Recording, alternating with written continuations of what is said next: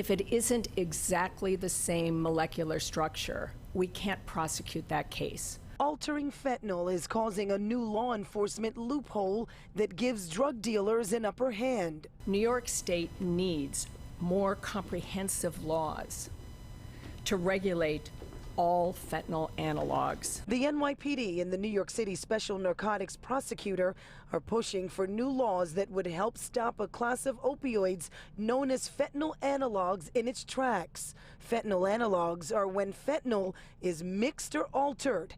It's described as just as harmful or worse than the drug itself. American lives are at risk because, whether knowingly or unknowingly, are exposed to the most dangerous drug ever to hit the U.S. streets. And for the first time, we're getting a glimpse of how this is affecting the city. In a grand jury report to New York State lawmakers, an outline shows about 900 people died after overdosing on fentanyl analogs across the 5 boroughs since 2017, mostly in neighborhoods like East New York, parts of the South Bronx, and eastern Staten Island. Fentanyl analogs are unregulated, making it easier to distribute, but harder to arrest and prosecute the drug dealers. We can't obtain search warrants to find the stashes for it.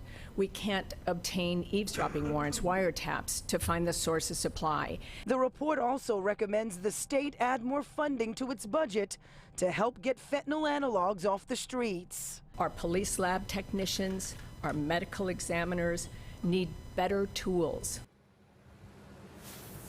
And the Special Narcotics Prosecutor also says that we're seeing this drug come here from China. Just to clarify a bit as well, this is okay on the federal level. Federal officers, federal prosecutors, they're okay arresting and prosecuting. We're talking the state level. That's where the loophole lies.